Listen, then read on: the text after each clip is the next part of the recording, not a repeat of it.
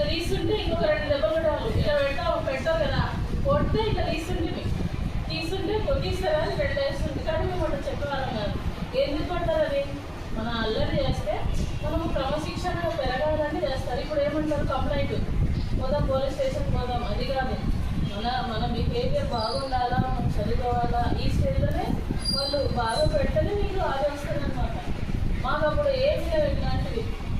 అదొకటి గుడ్డు పెట్టుకోండి. మీ టీచర్లు ఎప్పుడైనా మిమ్మల్ని తిట్టేది, కొట్టేది. ఇప్పుడు మా పాప అయినా స్కూల్కి వెళ్తుంది, ఫస్ట్ క్లాస్, పాప సెకండ్ క్లాస్ వస్తుంది, చెప్తుంది. మేమైతే ఏంటి పట్టించుకోవాలి, అది కామన్ జరుగుతుంది. కాబట్టి మనం అది మాత్రం దృష్టిలో పెట్టుకోవాలి. టీచర్లు ఎప్పుడు మన కోసమే చెప్తారు. ఇప్పటికి మా టీచర్ కనపడితే మేము దాక్కుంటాం.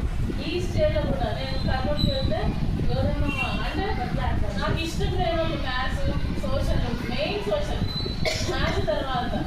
సో మ్యాథ్స్ అనేది రాదు నాకు, మామూలుగా రాకపోతే తర్వాత ఇంప్రూవ్ అయింది. మెయిన్ సోషల్ డ్రై సబ్జెక్ట్ కదా.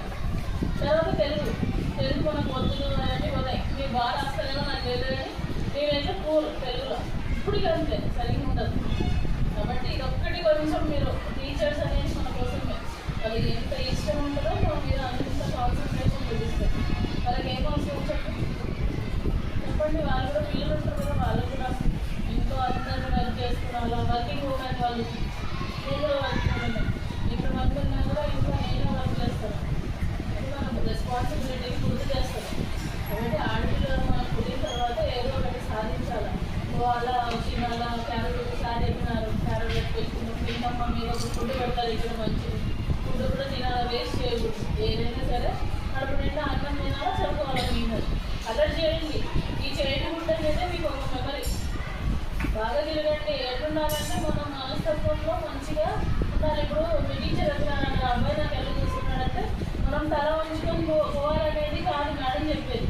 మన చూపులు, మన ఆలోచన చేంజ్ చేసుకోవాలి. వాడు చూస్తున్నాడు అన్న పిల్లోడు అంటే మనం అదే దృష్టితో చూడకూడదు. వాడు నా మీద ఇష్టంతో చూస్తున్నాడని వేరే థింక్ చేయకూడదు.